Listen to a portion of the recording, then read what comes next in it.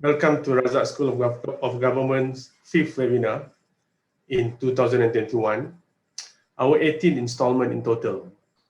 Today's webinar is called Policymaking in the Time of Black Swans. Before we get started, I would like to go over a few housekeeping items and the structure of our webinar session today. To those who follow this webinar through Zoom, please mute your microphones.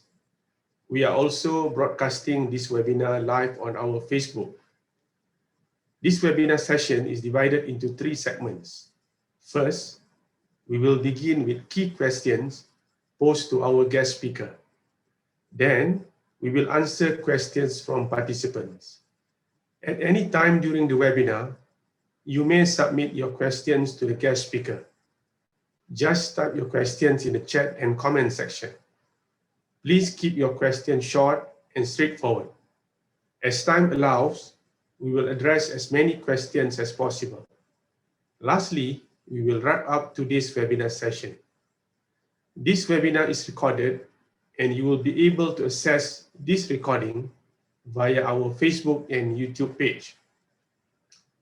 Without further ado, I would like to introduce our guest speaker. Dr. Emil P. Bolongaita is the head of Carnegie Melon, University, Australia.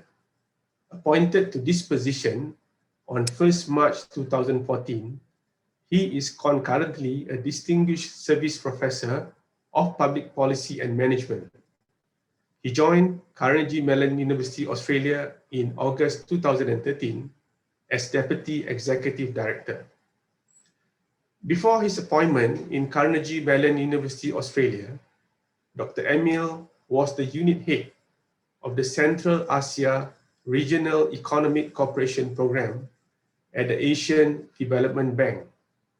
In this capacity, he managed Asian Development Bank's role as the Secretariat of the said program, a partnership of 10 countries and 6 multilateral institutions.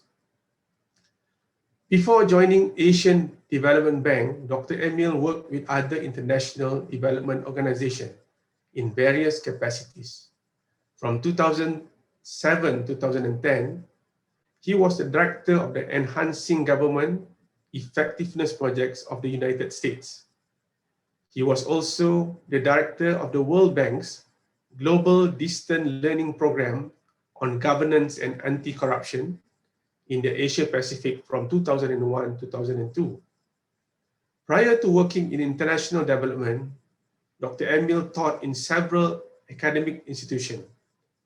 He was formerly a visiting professor at the Allied School for International Study, George Washington University, an assistant professor of public policy at the National University of Singapore, and an assistant professor at the Asian Institute of Management.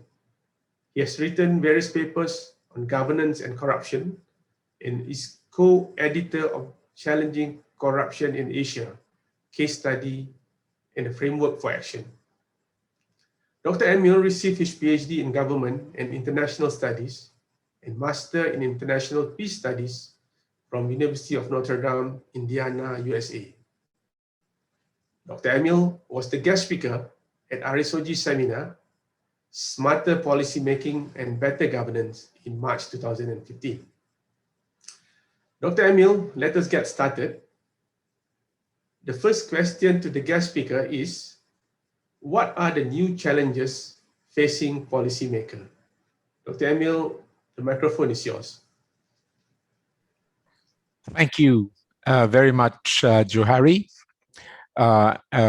Assalamu alaikum to you and to the participants in this webinar. I would like to thank Mr. Azman Hisham Chedoy and the Razak School for inviting me back to give this talk. And I thank all of you who have joined this webinar. I'm speaking to you from my office here in Carnegie Mellon University in Australia. Carnegie Mellon University in Australia is the Australian campus of Carnegie Mellon University based in Pittsburgh, Pennsylvania. We opened our campus here in Adelaide in 2006. Now, as Mr. Johari has mentioned, please do not hesitate to ask questions in the chat room, and I will be happy to address them as they come. And thank you for the question, Johari. The new challenges facing policymakers today are reincarnations of old challenges, in my view. These challenges are new forms of government failures and market failures that have mutated as the world enters a transformative phase in its evolution. What Klaus Schwab of the World Economic Forum has called the fourth industrial revolution. We are just in the adolescent stage of this revolution. As many of you know, the iPhone is just 13 years old. And yet, because of the power of the technologies that are emerging and combining, we are seeing exponential changes that are causing new challenges. I will just highlight three. The first challenge are government failures exacerbated by the new technologies, overwhelming feeble institutions. The most serious of which is grant corruption, made grander by the powerful combination of new information technologies, complicit financial institutions, secrecy jurisdictions, and laggard law enforcement. The second challenge are the negative externalities of this new industrial revolution, where cutting-edge technology companies are providing individualized, innovative products and services that foster productivity, connectivity, and entertainment, but are causing industrial turmoil, job losses, and social conflicts whose costs are disproportionately borne by government and society. The third challenge is the hypergrowth of information asymmetries between citizen consumers and the companies that harvest and monetize their personal data, and then illicitly using this data on the same citizen consumers for predatory, commercial, and political purposes. Let me address the first challenge of government failures in this new age. The challenge of government to control itself is as old as government. For government is a constructed monopoly with discretionary authorities, which inherently presents vulnerabilities and opportunities for policymakers themselves to channel delegated authority and government resources for personal goods instead of public goods. This is a congenital risk of government and is laid bare by grant corruption cases, such as the 1MDB case. The 1MDB case is unfortunately not unique. What has made grant corruption a more insidious threat than before is that A, it is now much harder to follow the money, as confusing webs and shell companies are easily created by complicit banks and advisors in jurisdictions that arbitrage secrecy. And B, the law and law enforcement agencies are unfortunately not able to keep pace with the substance and speed of new forms of financial crimes, nor are they able to pierce easily the armor of secrecy that incentivizes grant corruption. Let me now turn to the second challenge of containing and paying for negative externalities of this new industrial revolution. There is no doubt that much of the world is benefiting from this new kind of technologies. There are 3.8 billion smartphone users in the planet who are driving demand. The new revolutionaries are the entrepreneurs and engineers in both the private and the public sector who are relentlessly generating these new inventions to meet this ever-growing demand. Now, in the same way that the previous industrial revolution upended the established orders during their time, the economic, social, and political applications of these exponentially powerful technologies by state and non-state actors are resulting in profound and even existential challenges for many companies and industries and political institutions and systems as well.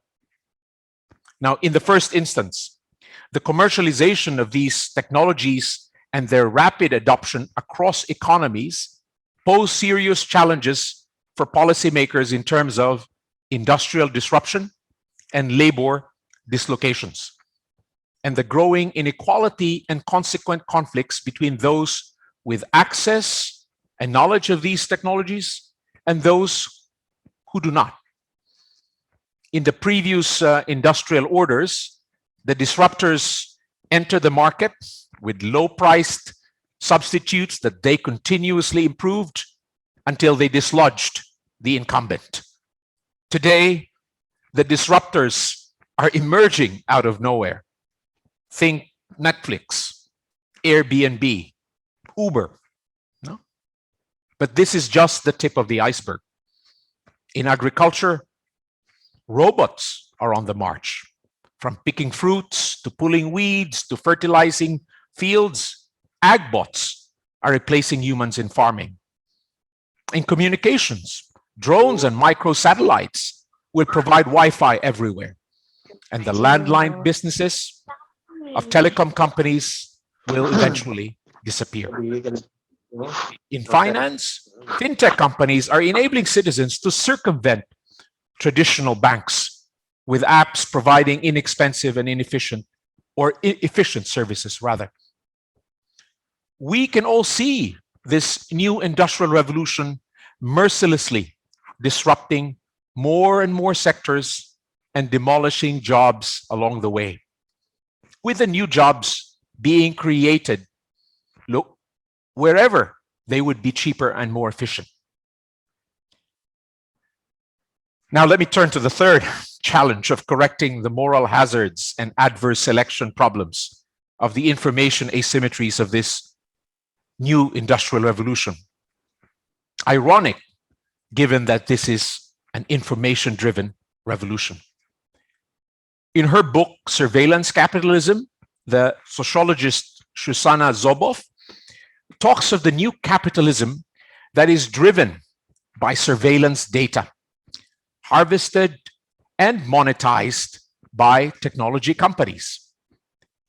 Many of you are perhaps familiar with this Cambridge Analytica story and how this political consulting firm's data mining of over 50 million Facebook user profiles allowed it to deliver algorithmically individualized ads that exploited users' biases to intensify their sentiments and shift voting preferences towards Donald Trump during the 2016 US presidential elections, and some of you may know, towards Rodrigo Duterte in the 2016 presidential elections in the Philippines, as well as mobilizing and propelling voters for the Leave EU Brexit campaign in the UK. There were also reports of Cambridge Analytica being involved in the 2018 general election in Malaysia. What is disturbing about these accounts are the unaccountable use of falsehoods deployed at scale using the very same Facebook platform and deceptively pushing citizens to take positions and actions. In the Philippines, I laughed at some of these ads where they had the Pope endorsing Duterte, clearly manufactured ads. Now, Perhaps they were able to deceive a number of voters. Now, surveillance capitalism unchecked undermines democracy by deepening social cleavages and distorting citizens' preferences, which subverts, the social contract between a government and its citizens, and the ability of the citizens to select and hold to account the government that is supposed to act on their behalf. So these are the three major challenges, in my view, that confront policymakers in this new era. Thank you very much, Dr. Emil. That is a very profound introduction for this webinar. We like the word mutated that you introduced just now, because it's very much in context with what we see every day on the pandemic, where things rapidly change, mutated from one forms to another. So we got three challenges that you pointed: the government failures, negative externalities, and the information asymmetry. Dr. Emil, let's go to the second question. What can be done to manage these challenges? Thank you, Johari. At the outset, it must be acknowledged that policymakers in both developed and underdeveloped economies, but especially the latter, are playing catch up in terms of understanding the nature of these challenges and the appropriate responses to them. Even policymakers in the US, which has been the epicenter of technological innovations and disruptions, are lagging behind in policy and regulatory responses. However, policymakers, wherever they are in the hierarchy, and I would include, of course, policymakers in Malaysia, and I believe all of you who are in this webinar are policymakers in one way or another. You are not without options to respond to these new challenges. The more skillful and resourceful you become, the more options you will be able to put in your menu of responses, as well as how effectively you will be able to execute the selected options. Now, to equip policymakers with the knowledge and skills to manage these challenges is, of course, what the enterprise of a public policy school or a school of government is. So Johari and I, and those of us who work in both institutions, we certainly, working with you all, have our work cut out for us. Now, let me just go to the first challenge that I mentioned of government being able to control itself. A fundamental part of the answer is obvious, but assuredly needs to be made more obvious. And that is deterrence. Deterrence at different levels. At the level of elections, when governments are constituted, and in between elections, when governments govern. Grand corruption is becoming grander in the digital age because corrupt elements in both the public and the private sectors are not deterred from committing crimes during elections and in between elections due to flaws in the laws and in the institutions that are supposed to enforce them. What are some examples of flaws in the laws? A, insufficient authority and autonomy of accountability agencies whose officials report to and serve at the mercy of top officials.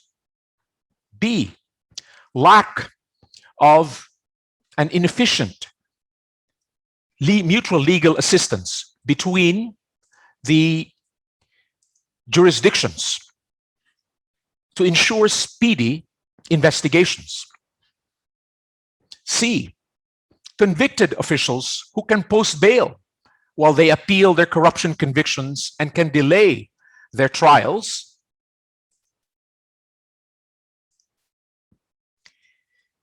And they can therefore buy time to hide or spend their illicit wealth.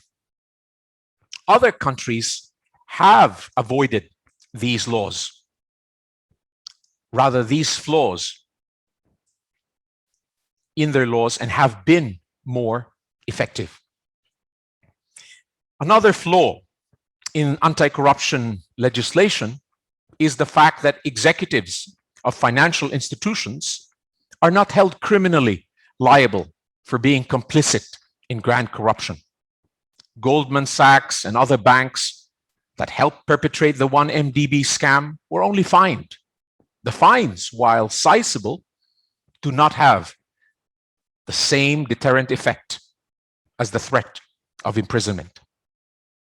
Besides fixing the laws to fit the new realities, it is also imperative that institutions be equipped to enforce the law. Internally, government policymakers need to scale up their accountability agencies, upskill existing staff, and recruit new talent who will fearlessly follow, freeze, and recover ill-gotten wealth. Let me now turn to this second challenge that I mentioned of the negative externalities of this fourth industrial revolution and the importance of containing and paying for these negative externalities. There are three important options. The first option is for governments to upgrade their tax codes and assess and levy the appropriate taxes on companies that are contributing to these negative externalities without stifling their productive innovations. This is not an easy thing to do with multinational technology companies who have become financial giants through profit shifting and who lobby to keep the tax codes where they are. The second option is for governments to use its tax revenues and other financing mechanisms to deepen their investments in STEM education, in science, technology, engineering, and mathematics, so that its citizens are educated to not just be consumers of new technologies, but inventors, producers, and entrepreneurs. The third option is tightening competition laws that can take inspiration from other jurisdictions. For example, the European Union's application of its competition policies and Australia's adoption of a news media bargaining code. The EU, as many of you probably know, has fined Google already a total of US $9.7 billion in 3 antitrust cases, which has compelled it to modulate its anti-competitive practices in Europe, but arguably not so much elsewhere as yet. Google has also been compelled by this new Australian law to strike deals with over 50 Australian publishers, which now sees Google paying for news content in its platforms.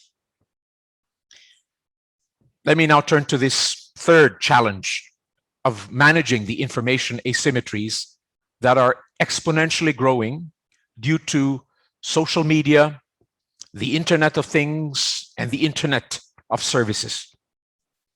There are at least 2 options to consider. First is to penalize technology companies from pursuing or being party to violations of users' privacy.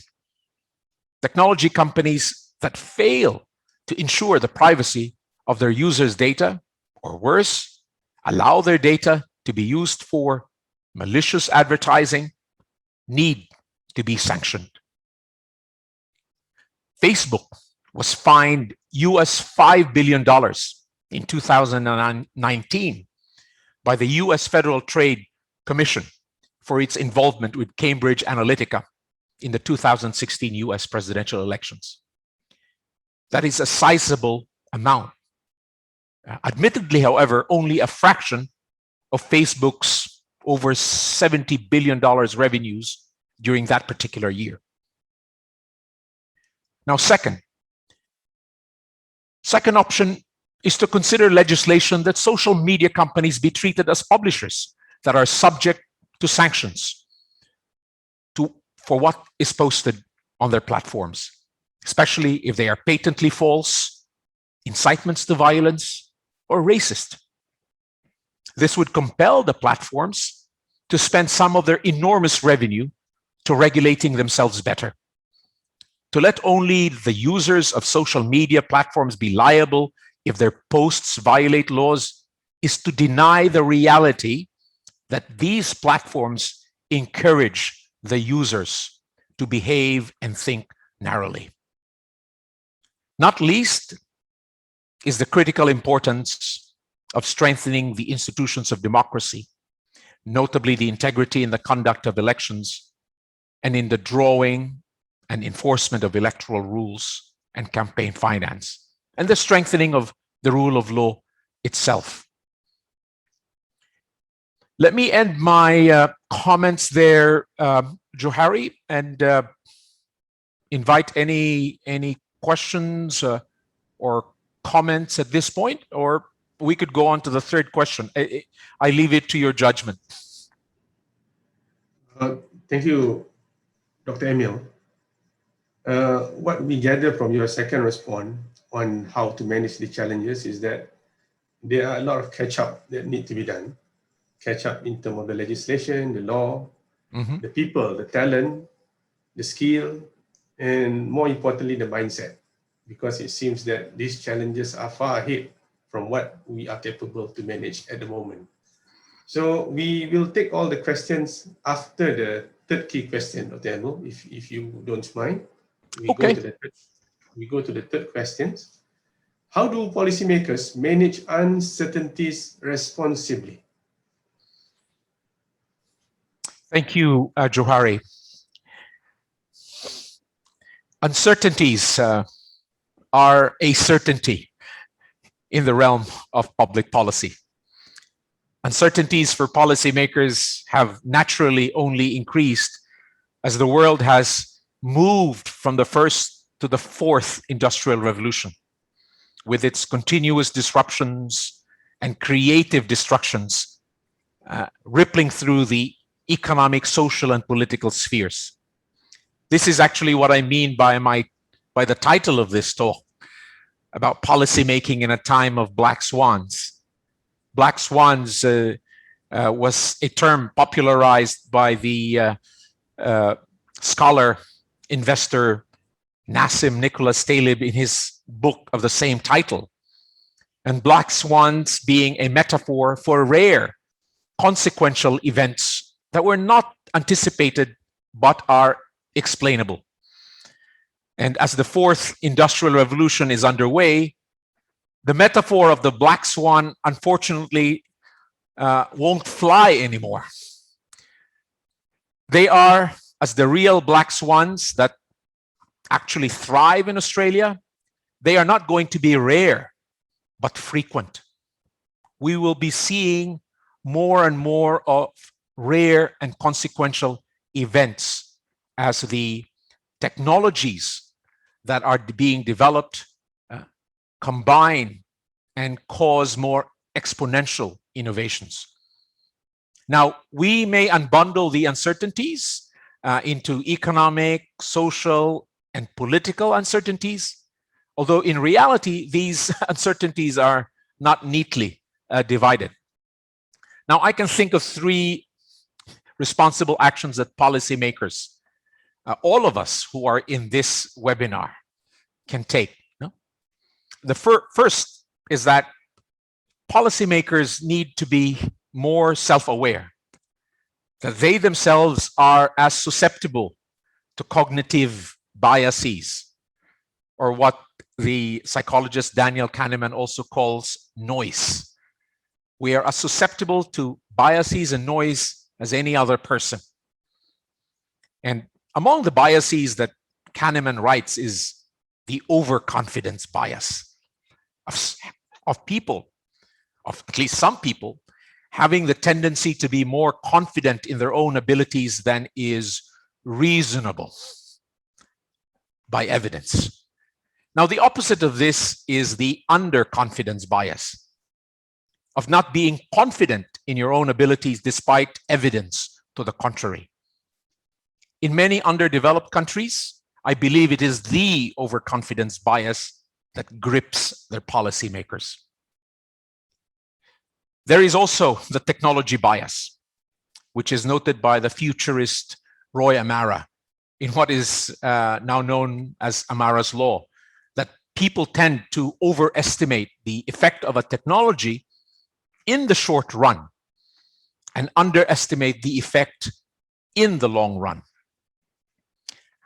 An example for this is the prediction of the CEO of the Australian telco Telstra, who in 2014 said that in 5 years, there would no longer be any people in its call centers. Now, this raised alarm bells in India and the Philippines, which lead the pack in this industry. Now, this did not happen, but the rapid developments in natural language processing, exemplified by Google's Duplex or Apple Siri, tells us that in the long run, the Telstra CEO prediction will likely be correct. Now, being aware of our susceptibility to cognitive biases will aid us as policymakers in making more apt analysis and hopefully making wiser decisions. Now, the second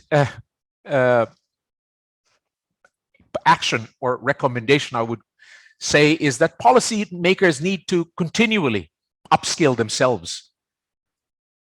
I would like to particularly recommend what the leadership theorist Ronald Heifetz calls adaptive leadership, the ability and activity to tackle so-called wicked problems, which are not amenable to easy framing, are not susceptible to only technical solutions, and where the responsibility for the solution lies more among the people than the leaders.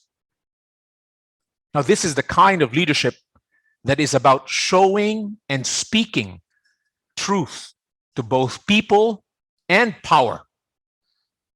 This is the kind of leadership exemplified by a Nelson Mandela or a Mahathir Mohamad in the political sphere, or a Warren Buffett, or a Jack Ma in the business world.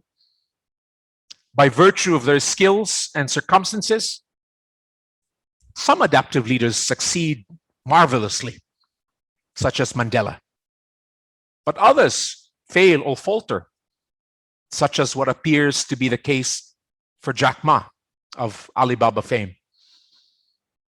Now, third, I would say that policymakers need to be, and I use this quite advisedly, need to be entrepreneurial and be responsible risk takers in all the key areas of the policy cycle. That is, in framing problems, in crafting alternatives, in making decisions, and certainly in implementation and evaluation. Policymakers and risk takers should not be mutually exclusive roles. At its core, I believe policymaking is a sacred role, because those who are delegated to these roles or self-summon themselves to these roles are acting on behalf of their societies in defense or in pursuit of shared values. So we can, in my view, consider these three responses to responding responsibly to the uncertainties of our times. That's very enlightening solutions or the recommendation that you gave, Professor. I have started to receive the first question from the participant. I read to you the first question, Dr. Emil. Hi, Doctor. I'm Kartini Karim. In reality, in between changing the law and the transformation forced by technology disruption, we see that the latter happens faster and making enforcement rather impossible.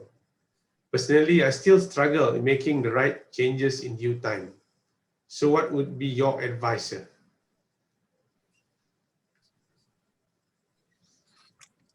Thank you for your question, Kartini Karim. The point that you raised that about struggling to making the right changes in a timely manner is not unique to you. It is the reality for all of us. And what is important is for us to understand why the changes are happening and what we need to do to catch up. You say what provides some practical examples. For example, regulators now are increasingly aware of how technology platforms are able to manipulate their algorithms to foster practices that are anti-competitive. This is something that Google was able to use to great and significant effect, at least significant, quite significant for their bottom line for a long time. And as I mentioned in my talk, the European Union was able to assess and analyze the situation using their own tools that allowed them to expose the practices as causing harm to other companies who were also operating as Google was in terms of providing options and information to consumers. And as a result, the European Union, as I mentioned, fined Google in 3 antitrust cases to a total of $9.7 billion US. These are significant fines allowed by European legislation that has allowed the regulators to enforce behavioral changes in the company. Now, it took years for this to happen, and this is something that we will have to make sure that we have the stamina as institutions to keep pace and to catch up with those whom we seek to regulate. The regulated must always be within the eyesight of the regulator.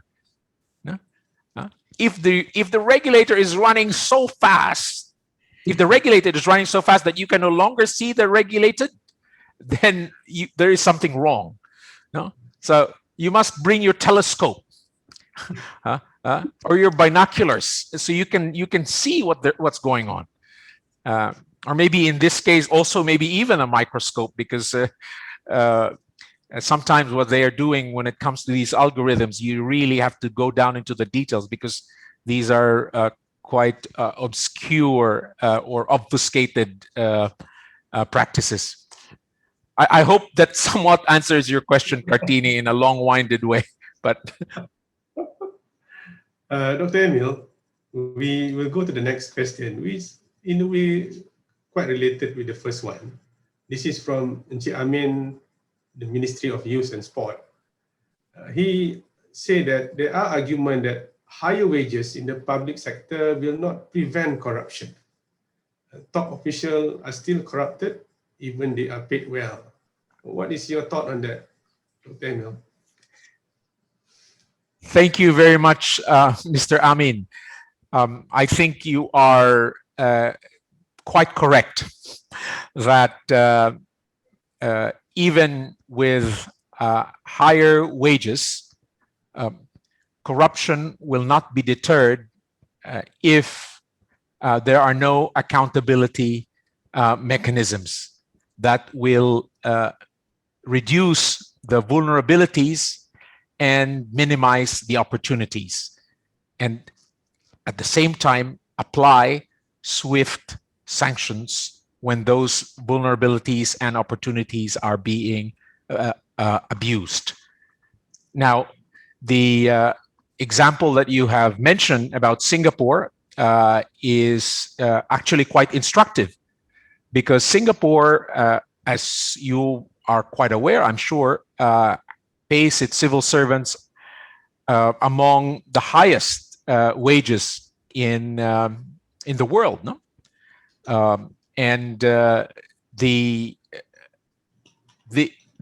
low ratings of corruption in Singapore, however, it's not just due to these high wages.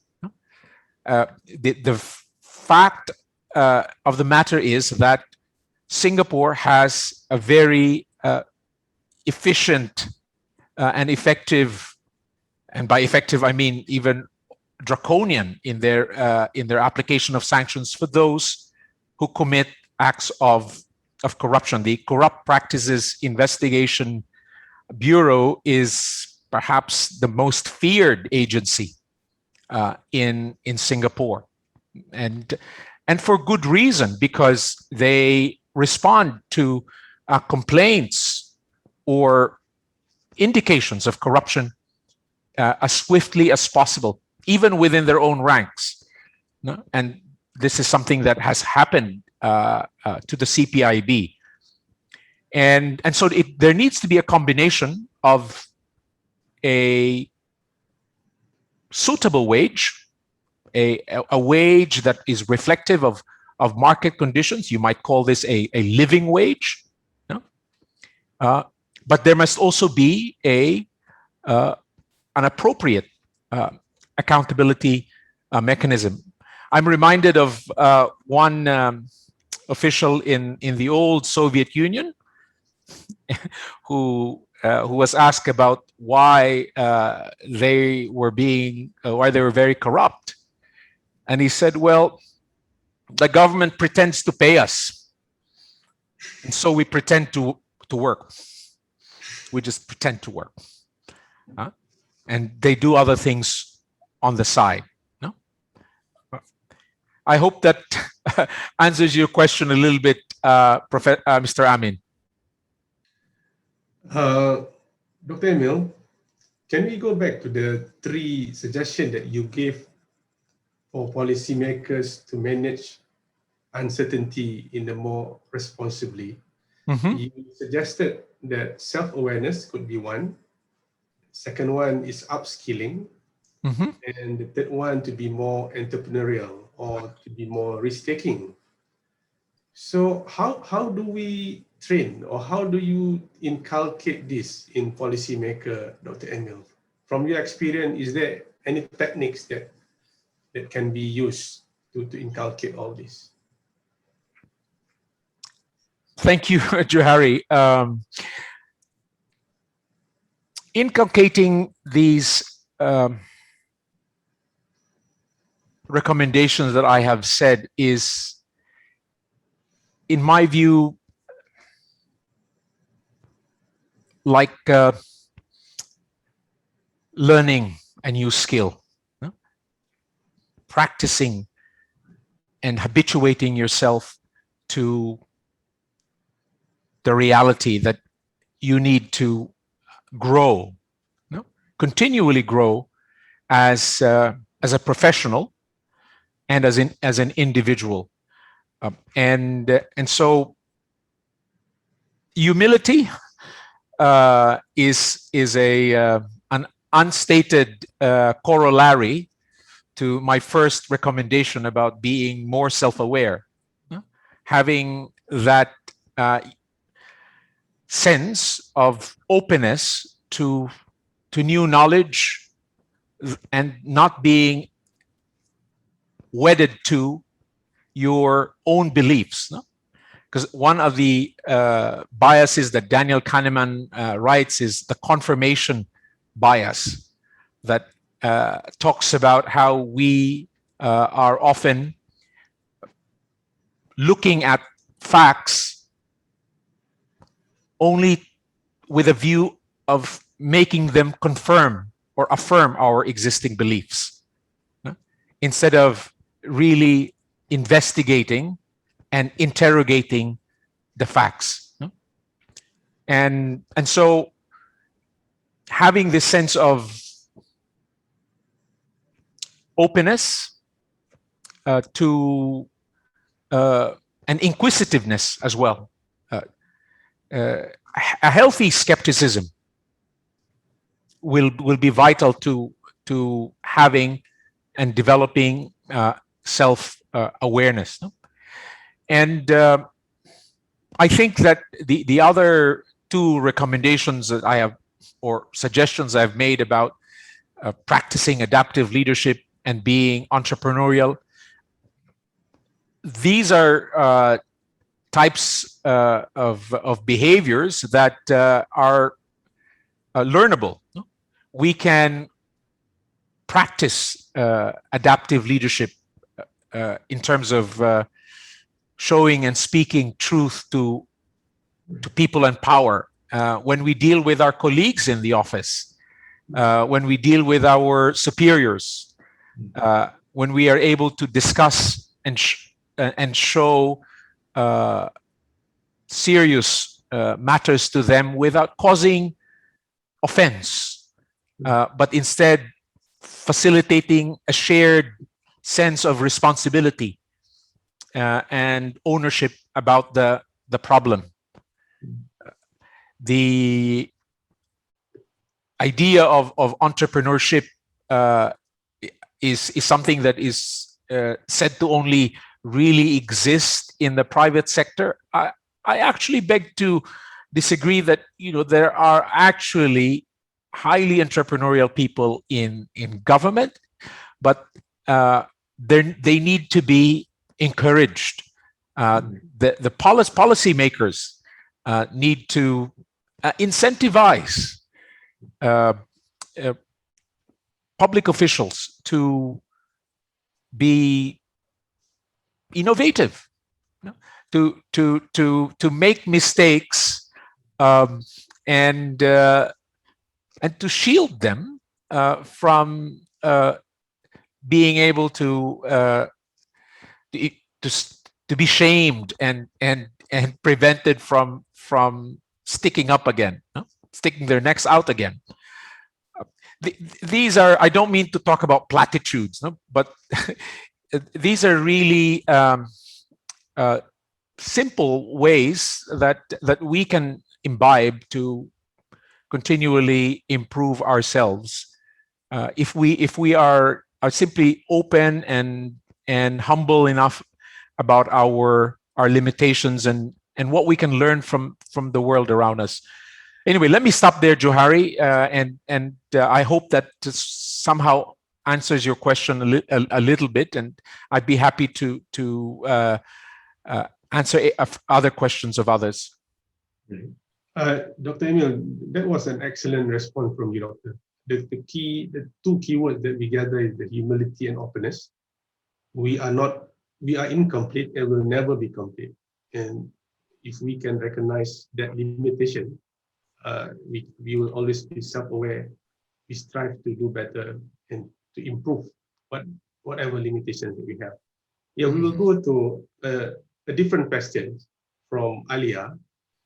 Alia argued that some of the challenges in policy making is the manifesto that the parties in power introduced while they were in power. So, according to her, who actually should come up with policy for the country, Dr. Emil? Thank you, Alia Shaharudin, for your question.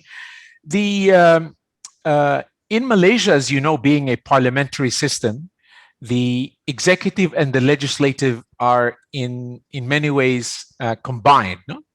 Because the ruling party in parliament appoints or selects the executive. No?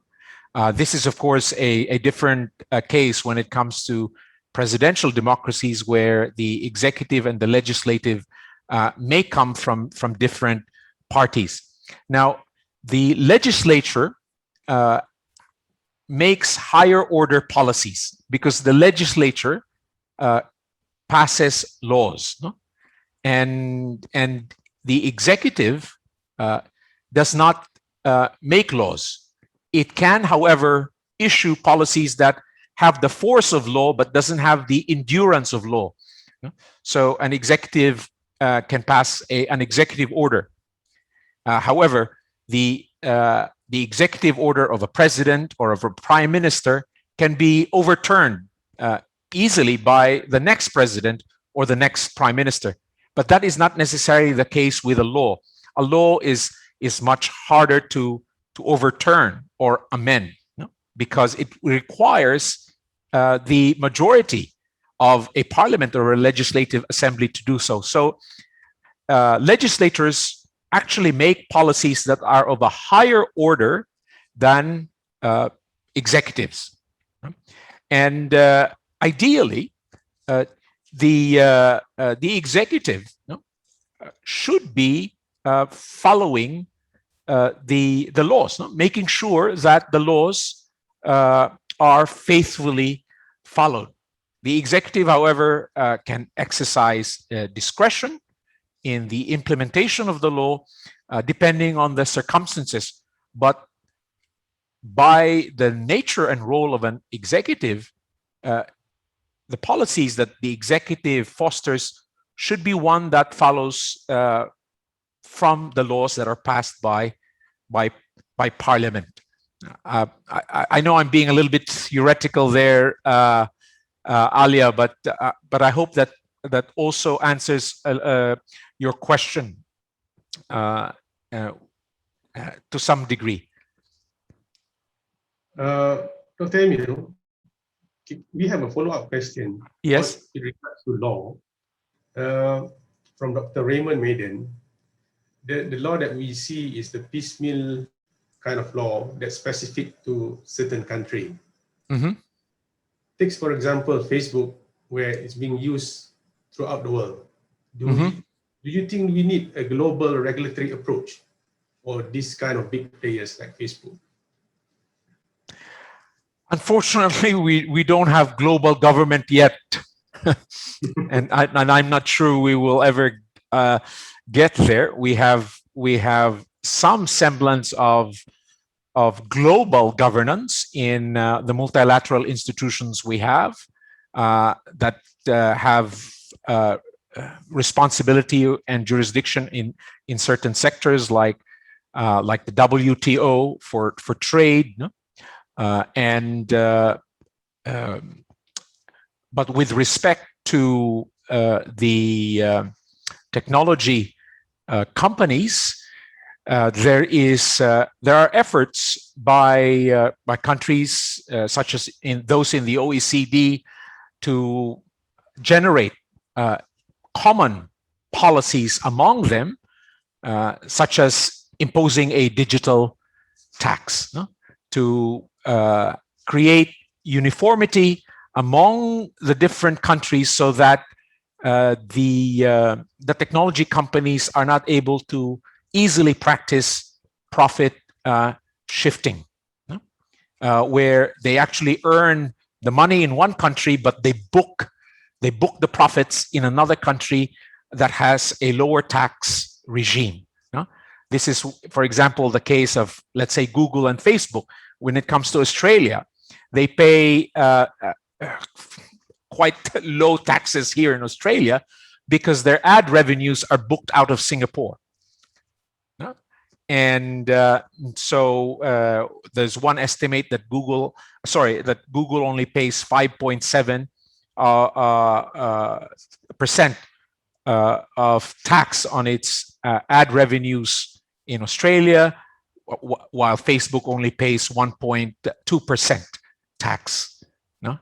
Effectively speaking, because the revenues, the bulk of the revenues, they are booking it in Singapore, where they also have their Asia Pacific office. So I don't want to go into too much detail there, given that we have other questions, but I hope that answers the follow-up question, Johari. Yeah, it answers very well, Dr. Emil, because we are likely to have a global government in the near future. Yeah? Even at the regional level, we are struggling to have a common understanding on things. Probably this is the last question, Dr. Emil. This again from Mr. Amin from the Ministry of Youth and Sport. His question is that how for the government make difficult decisions in difficult times? Because they probably fear of backlash, losing election, and so on. Your thoughts on it, Doctor? Thank you for another excellent question, Mr. Amin. What you are saying is not unique to Malaysia. The challenge for policymakers when faced with tough problems, is coming up with the tough decisions that need to be taken. And the path of least resistance is often what is taken, and not taking the tough decision, because the policymakers may be ill-equipped, ill-advised, or uncertain, underconfident. Well, I spoke earlier. I spoke about an underconfidence bias. They are underconfident about what the problems they confront. But what I would like to suggest, is if you are placed in that kind of a position, is for you to trust your judgment and to trust the people that you are dealing with, that you can explain the problem to them and that they can understand the problem with you, and that, especially if it's a wicked problem, that both leaders and people can have a shared understanding of both the nature of the problem and the nature of the solution. And as such, tough decisions can therefore be taken. There would be shared risks between the people and the policymaker, not just the policymaker himself taking the risk. So this is really what I referred to earlier as adaptive leadership, what the theorist Ron Heifetz calls as the urgent type of leadership that is needed during this time, when we are facing major new challenges that are not just technical in the nature of the challenges, but more than technical. And therefore, policymakers cannot pretend that they alone know the solution. They will have to explain and seek the inputs, and consultation with the people will be critical, so that they can therefore have a sense of shared confidence in taking the difficult decisions that are required. Dr. Emil, we have come to the end of today's session. Would you like to offer some parting words to the participant, Doctor? Thank you very much, Johari, again for this invitation. Policymakers, you who are in this webinar definitely are in that category. We live in uncertain times, but we need not be uncertain, or worse, be anxious. Uncertainty and anxiety can be reduced if we continually upskill ourselves and the people that we work with, so we can gain more confidence in our ability to apprehend and address the problems that we face, be they technical problems or wicked problems. Anxiety is inversely proportional to ability. So it would be irresponsible for us if we do not upskill ourselves and the people we work with. And therefore, I wish you all the best as you continually upskill yourselves with the RSOG School of Government and with other public policy schools. Who knows, some of you may even come to Carnegie Mellon University in Australia. I would be delighted to have you all study here with us in our regular programs or in our executive programs. Thank you, Johari. Thank you very much, Dr. Emil, for spending time with us today. On behalf of the school, we wish you good health to you and your team at Carnegie Mellon. Stay safe.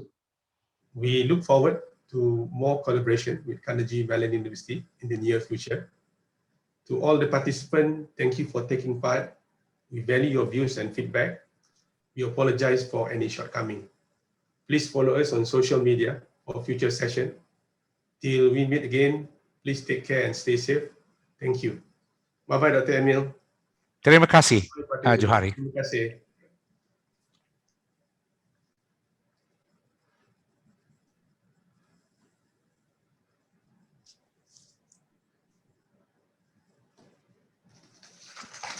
Bye, Johari. Take care, Johari. Bye, Dr. Emil. Thank you so much. You're welcome.